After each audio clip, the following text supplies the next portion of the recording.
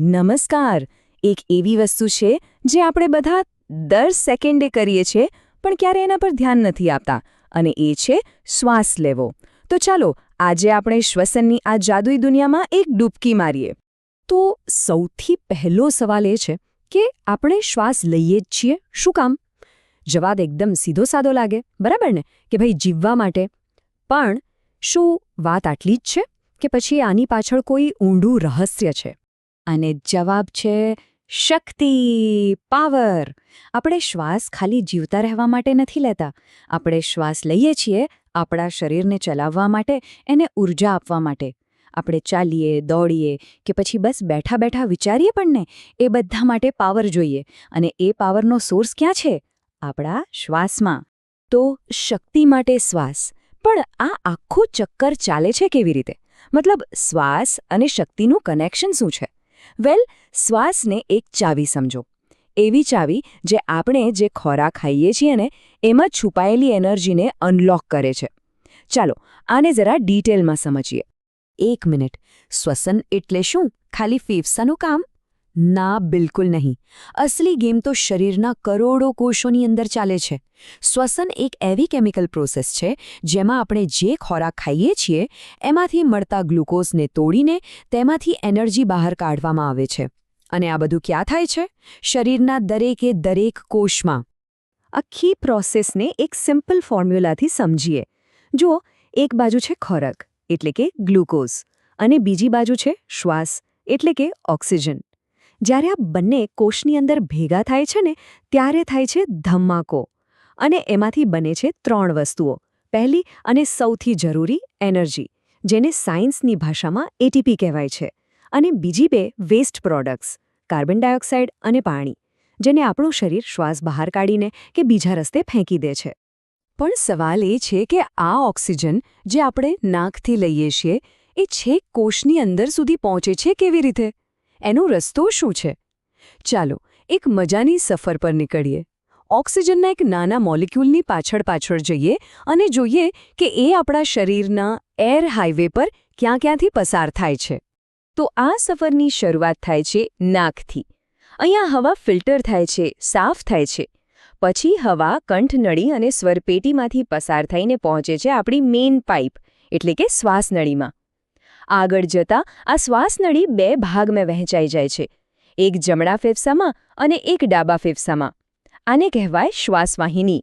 અને પછી તો પૂછો જ નહીં, આ શ્વાસવાહિનીઓ ઝાડની ડાળીઓની જેમ નાની અને એનાથી પણ નાની નળીઓમાં વહેંચાતી જાય છે. અને છેક છેલ્લે આ સફર પૂરી થાય છે વાયુકોષ્ઠોમાં. આ એકદમ નાની હવા ભરેલી કોથળીઓ જેવું હોય છે. હવે આ વાયુકોષ્ઠો છે ને એને એકદમ વ્યસ્ત લોડિંગ ડોક જેવા સમજી લો. અહીંયા જ ખરી લેવડ દેવડ થાય છે. ઓક્સિજન હવામાંથી કૂદકો મારીને લોહીમાં ભળી જાય છે, અને લોહી એને આખા શરીરમાં ફેરવે છે, દરેક કોષ સુધી પહોંચાડે છે. આ પોઈન્ટ ખરેખર બહુ જ ઇમ્પોર્ટન્ટ છે. ઓકે, તો ઓક્સિજન હવે લોહી મારફતે કોષ સુધી તો પહોંચી ગયો. હવે શું? હવે શરૂ થાય છે અસલી જાદુ, એનર્જી બનાવવાનો ખેલ. તો ચાલો ફેફસાની મોટી દુનિયામાંથી બહાર નીકળીને એકદમ માઇક્રોસ્કોપિક લેવલ પર જઈએ, સીધા કોષની અંદર. રસપ્રદ વાત એ છે કે આપણા કોષો પાસે એનર્જી બનાવવાના 2 પ્લાન છે, પ્લાન એ અને પ્લાન બી. પ્લાન એ છે જારક શ્વસન. આ ત્યારે કામ કરે જ્યારે ઓક્સિજન ભરપૂર હોય. આ એકદમ સુપર એફિશિયન્ટ રીત છે અને ઢગલાબંધ એનર્જી બનાવે છે. પણ માની લો કે આપણે એકદમ જોરથી દોડી રહ્યા છીએ, શ્વાસ ચડી ગયો છે, ત્યારે શું? ત્યારે શરીરને જોઈએ એટલા ઓક્સિજન ફટાફટ મળતો નથી.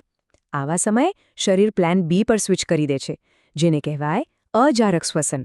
આમાં ઓક્સિજનની જરૂર નથી પડતી, પણ એમાં એનર્જી બહુ ઓછી બને છે, અને સાથે લેક્ટિક એસિડ નામનો કચરો પણ બને છે. અને એ જ લેક્ટિક એસિડને કારણે કસરત પછી આપણા સ્નાયુઓ દુખે છે. હવે જરા પાછા પ્લાન એ પર આવીએ. આ જારક શ્વસન કેટલું પાવરફુલ છે એનો અંદાજો છે? વિચારો, ગ્લુકોઝનો ખાલી માત્ર એક મોલેક્યુલ, અને એમાંથી આપણું શરીર આખા 38 એટલે કે 38 એનર્જીના સિક્કા બનાવે છે.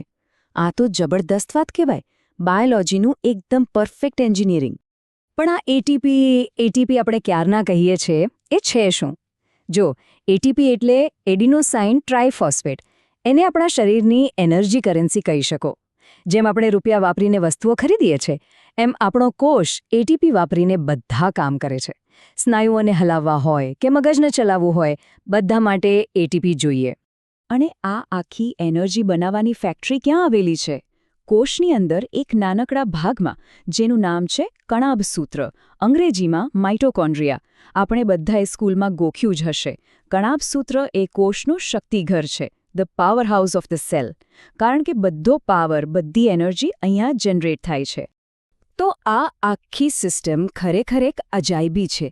એકદમ પરફેક્ટલી કામ કરે છે. પણ શું થાય જ્યારે આ સિસ્ટમમાં કોઈ ગરબડ થાય, કોઈ પ્રોબ્લેમ આવે? ચાલો હવે એને પર પણ એક નજર કરીએ કે જ્યારે આ જીવન આપતી સિસ્ટમ બીમાર પડે ત્યારે કેવી કેવી તકલીફો ઊભી થાય છે.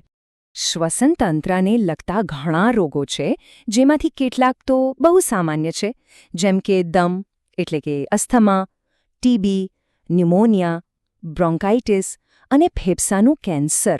આ બધી બીમારીઓ આપણને એક જ વાત યાદ અપાવે છે કે આપણા શ્વાસની અને આપણા ફેફસાની કાળજી લેવી કેટલી બધી જરૂરી છે. અને અહીંયા એક એવી વાત છે જે કદાચ ઘણા લોકોને નહીં ખબર હોય. બધાને એમ લાગે છે કે સિગારેટમાં જે નિકોટીન હોય છે ને, એનાથી ફેફસાનું કેન્સર થાય છે. પણ સાચી વાત એ નથી. અસલી વિલન નિકોટીન નથી, પણ સિગારેટના ધુમાડામાં રહેલું બેન્ઝીન નામનું કેમિકલ છે. આ જ ફેફસાના કેન્સર માટે મુખ્યત્વે જવાબદાર છે. આ વાત ખરેખર આંખ ઉઘાડનારી છે. તો આટલી બધી વાતો પછી આપણે ફરીથી એ જ મૂળભૂત સવાલ પર આવીએ છીએ. આપણો દરેક શ્વાસ કેટલો કિંમતી છે? હવે ખ્યાલ આવે છે, એ ખાલી હવા અંદર બહાર કરવાની ક્રિયા નથી. એ તો એક એવું ફ્યુલ છે જે આપણા હોવાના દરેક પાસાને, દરેક ક્ષણને પાવર આપે છે. તો હવે પછી જ્યારે પણ શ્વાસ લો, તો એક સેકન્ડ માટે વિચારજો કે શરીરની અંદર કેવી અદ્ભુત ફેક્ટરી ચાલી રહી છે.